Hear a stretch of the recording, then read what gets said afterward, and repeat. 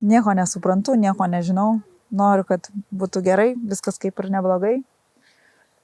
Nežinau, nuo ko pradėti, kaip kas, ką daryti. Toksai čia tiek daug visokių dalykų, kurių tiesiog kažkaip, nežinau, go with the flow. Šiais metais norėjau išsiaiškinti, kaip reikia tręšti, ten genėt, purkšti ir taip toliau, kuo galima purkšti, chemija, ne chemija. Bet triukai. Per tą laiką, kol aiškinausi, augalus užpuolė voratinklinė arkutė, dar ten kažkas, amarai ir taip toliau. Teko biškį ir chemijos panaudoti, kad tą rezultatą gauti. Aišku, vakare dėl bičių.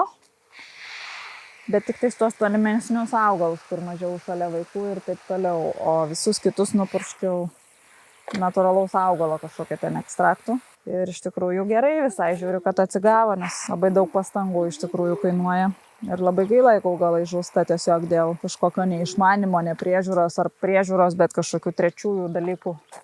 O tų dalykų yra labai daug. Aišku, šiaip nusiperki ir tų visokių augalų po eurą, kurie jau būna bemirštantis. Labai su rožėm daug reikalų praeitais metais turėjau, purškiau tik tais vandeniu ir actu per pusę nuo amarų. Tai veikdavo, bet žiauriai dažnai reikėdavo purkšti. Aišku, visiškai natūralus būdas. Tai šiais metais pradėjau šiek tiek stipresnių tirpalų. Ir Nimzal, man atrodo, tas augalas ten, kur išgauna iš medžių kažkokią žievės. Tvarkė visą mūsų tą aplinkui sklypą. Kasė, platino ir valė prūdą. Tikrai gražus prisipildęs jau prūdas, labai greit prisipildė, nes šie metais labai palankus buvo. Sniegas atlydis. Ir prikasė man akmenų krūvą, iš kurios šiais metais pasidariau alpinariumą. Tai tikėkime, kad tas alpinariumas bus alpinariumas. Kelių metų eigoje pamatysim, kaip jis vyksta, nes vis tiek kiekvienas augalas ir tą savo vietą atranda ir persodinį, tai pasibandžiau, labai norėjau šeivamedį ten tokį, ten tujos visokios, tos tujos, kaip čia tie spigliuočiai vadinamieji, visokių rūšių. Yra šeivamedį vieną valgomą, kur toliau yra nevalgomas, tai toks labai įdomus, nes kaip, nežinau, kvapas žiauriai keistas jo, netgi blogai keistas. Bet tuom kažkuo žavi, nes aš manau, kad ale nuodingi blogų kvapų augalai, jie padeda gal atbaidyti kažkokias ligas, kažkokius gyvūnus ir taip. Vėtra padeda man darbuotis, labai mėgsta valgyti smėlį. Jos pagrindinis darbas dažniausiai būna pavalgyti smėlę. Neškis. Ir va čia matome būsimai kažką. Norėjau tiesiog išsikasti ir tada pasidaryti kaip čia tokia laužavietė, bet to laiko tikrai labai stinga. Ir aišku, viskas kainuoja, tai tik ateityje turbūt pasidarysim. Dabar pasidarysim, kiek turėsim laiko, kiek turėsim lėšų, bet apsidėjom agroplėvelę, kad neaugtų žolė. Pagrindą galvoju dėsiu akmenukus, kažkokius smėlės skaldą, ten nežinau kažką būtent į tokį tinklelį ir kad tas sėdėjimas apačioje toks būtų kaip sofelę pasidėti kažką ir kad nelabai maišytų bendram vaizdui, nes vis tiek tokia priešais namą objektas ganėtinai vis tiek stiprus. Ir jeigu bus laiko pinigų, tai tada pasidarysim stogelį apvalų dvigubą, kad per vidurį galima būtų kepti. O jeigu bus daugiau tų galimybių, tai įsistiklinsim visą tą apvalų reikalą ir bus toks kaip žiemos sodas.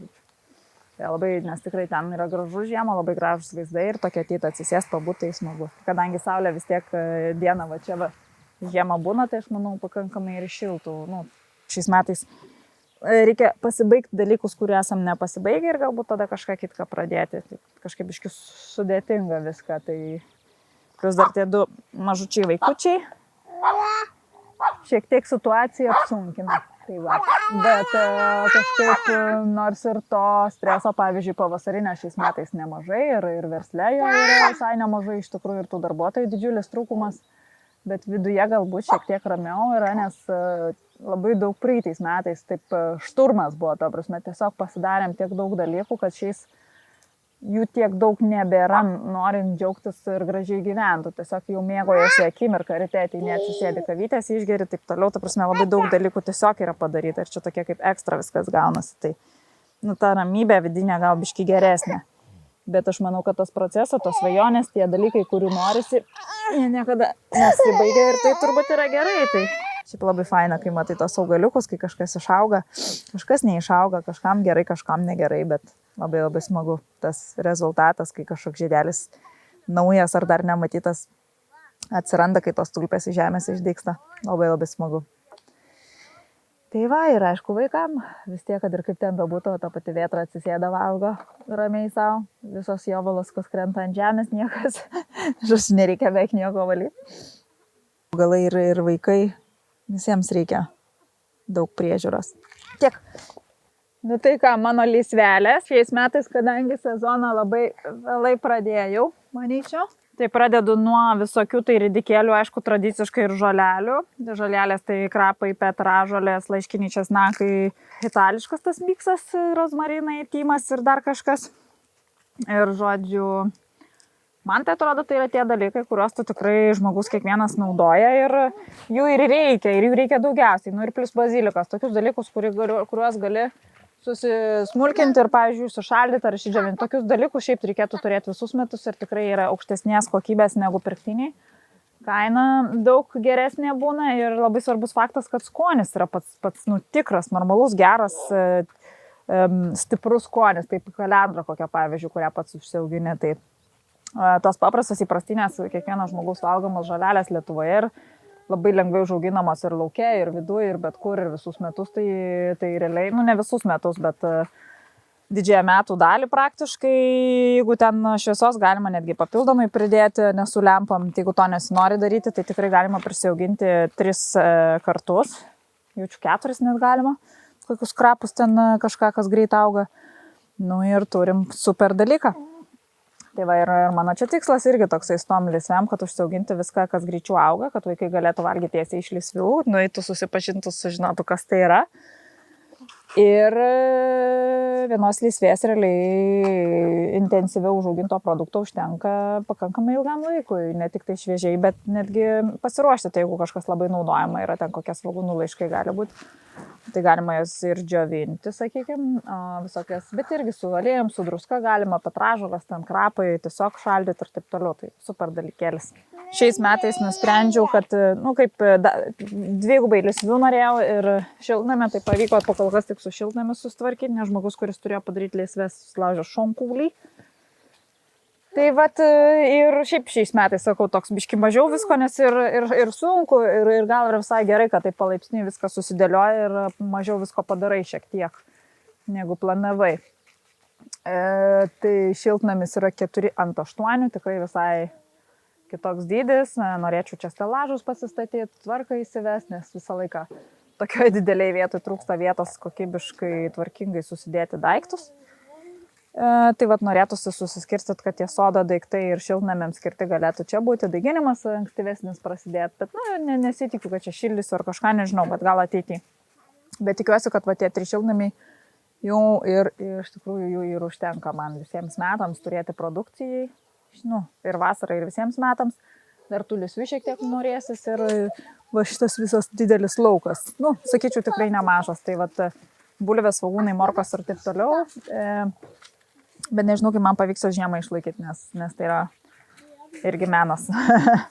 Tų versijų yra labai daug, turbūt kelias jų reikės išbandyti ir pažiūrėti, kuri man tinka. Ir yra net ir tokia versija, kad galbūt kažko ir neapsimokės laikyti. Nu šiaip neapsimoka, viskas vis tiek tas savikaina, kai pasiskaičiuoji, kai tavo darbas ir visa kita, tai tikrai brangu gaunasi tokie dalykai, kurie nėra brangus parduotuvėje, ten morkos, bulvės.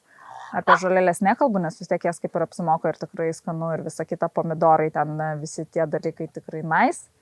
Bet nežinau, dėl morkų, bulvių, tų dalykų, kurių lengva įsigyti. Nu, sakyčiau, svogūnai galbūt norėtųsi savo baltųjų, tų saldžių tokių, kur po 3 eurus būna užkyla, po 2-3 eurus, tai jų norėtųsi, vat, jeigu auginti, tai tik tai pavyzdžiui, jos, kur tikrai brangesnis produktas, kuris skanus naminis labai, kuris nereikalauja tiek daug priežiūros ir kurį tiesiog reikėtų išmokti išsaugoti. Tai va, labai svajočiau kada nors turėti tą sklepą, kur toksai kaip kapsulė įsikasa, kur ten ta temperatūra ir drėgmė galima šiek tiek ją pareguliuoti pagalba, nes nežinau, ar mano sklepe galima būtų sumažinti drėgmę ir ar vertėtų statyti drėgmės sujungtuvą. Tai vat, nežinau, ar verta tą daryti. Tai va, pakol kas šiltnamis dar neuždengtas. Kaip matote, tai nežinau, gal bus free flow šiltnamis. Jokauju, bet laukiu, kol uždengs. Nu, neuždengs, tai neuždengs gyvenimas. Jėzus Marija, čia viskas taip ilgai užtrunka, sudėtinga ir tiesiog nesiparint reikia. Nes jeigu parinsis, tai išprotėsi. O parintis priežasčių yra milijonas. Tai mokomės gyventi va taip kažkaip. Tipo, aleletai, iš tikrųjų gyvenam pakankamai greitai tvarkomės, bet su laiku, kai kažką susitvarkai, matyti ir tas tempas šiek tiek palėtėja. Bet šie metai man asmeniškai yra vieni iš labai sunkių metų. Ir morališkai, kažkaip ir emociškai. Tai yra ir emociškai, ir finansiškai, ir, nežinau, kantrybės gal ta prasme tokia kažkokia išsibalansavus labiau esu negu kiekvienais metais.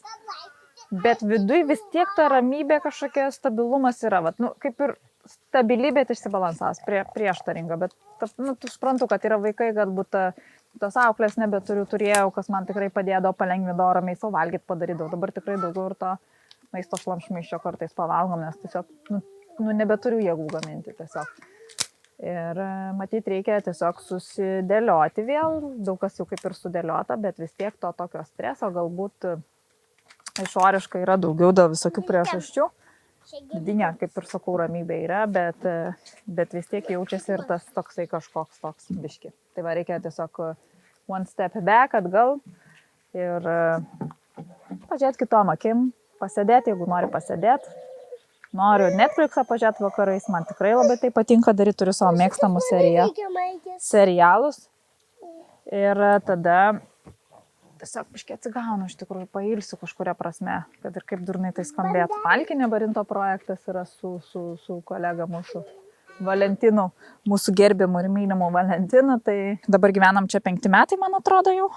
Jo, tai neturėjom malkinės, neturėjom kulmalkų statyti, visą žiemą lakstydavom į lauką po sniego, pasimdavom, tos malkovas džiūdavo, pusiau šlapios, reikėjo kūrent, bėga vanduo, žodžiu, kažkoks toks atrodo, sakau, kartais atvirkščiai ir tas prioritetai neaiškus kokie, bet iš tikrųjų turbūt malkite vienas iš labai svarbių dalykų. Kodėl nepasėmė, gavosi kaip gavosi, kažkokie mes tokie žmonės, nežinau. Pas visus atrodo viskas taip gražu ir taip toliau, pas mus gal paprastai kitaip. Na ir aišku, kai pradėjom statyti tą markinę, pagalvom, kad tai yra projektas ir kad verta tada pastatyti ir su sandėliuku lygiai taip pat, kad būtų galima kažką sandėliuoti. Dar yra procese, langus užsakyti langus, šitą nevirtuvę duris reikia, bet tikrai nemažai padaryta ir labai smagu žiūrėti. Čia dar visą šitą sustvarkysim reikalą, apkalsim namą dar dailylentėm, nes yra viena pusė nedakalta. Ir jau bus tas jau vaizdas visai kitoks, nes tvarkos daugiau įsives. Labai noriu dar čia biškį nusilyginti ir irgi skaldarbą akmenis papilt, kad švaros daugiau būtų. Na ir šiaip kai lyja, pavyzdžiui, labai nesmagu eiti iki laisviau, tai kad tas būtų, kaip sakant, švariau. Na ir mano medeliai, taip mokiausi rišti juos. Labai įdomi buvo idėja, kad galima skersai medį laikyti, pasižiūrėjau internete ir tada kažkaip juos ištiesinti. Minutę nusisukau. Tu išpratėjai. Beatrutė, kaip tu čia atsidūrei? Ir kaip čia suprast? Dingai minutę. Ateik. Tu jau tokia savarankiška, kad baisu. Nori atsistot? Ateik, Saulė. Ateik. Dar duona rankai laiko. Tokia negerulė. Šiaip labai reikia pagalbos. Žiemą ir dabar dar tvarkom mišką, tik tais į pabaigą. Tai visus medžius, kuriuos matot, tikrai jie buvo išgenėti, prižiūrėti. Ir dabar reikės tas malkas ar smulkinti, ar šalinti, ne malkas, o šakas. Na ir tikrai kažkada gyvenime sustvarkyti tarp medžių ir bus, faina vaikščiot, labai malonumas didžiulis, nes čia toks labai didelis, ilgalaikis ir sunkus darbas buvo iš tikrųjų, tai labai džiaugiamės rezultatų ir labai smagu įeiti į mišką, bet norisi paimti grėblį ir grėbę, tai yra labai fiziškai daug reikalaujantis darbo, na ir šiaip visokių tokių smulkių darbelių, kur tikrai būtų faina, jeigu kas nors atvažiuotų padėti, tai jeigu kažkokie žmonės turi norą pabūti gamtoje, talkoje, tikrai susisiekit, mes mielai priimsim, labai mėgstam ir svečius, ir aprodyti, ir papasakoti kažkokias patirtis, bet to pačiu ir jeigu galėtų šiek tiek padėti, kad ir porą valandėlių, tai čia būtų didžiulis dalykas ir kažkoks toks pabendravimas ir bendruomeniškumas. Tai va, labai laukiam visų svečiuose. Ir nežinau, tiesiog atvarykit.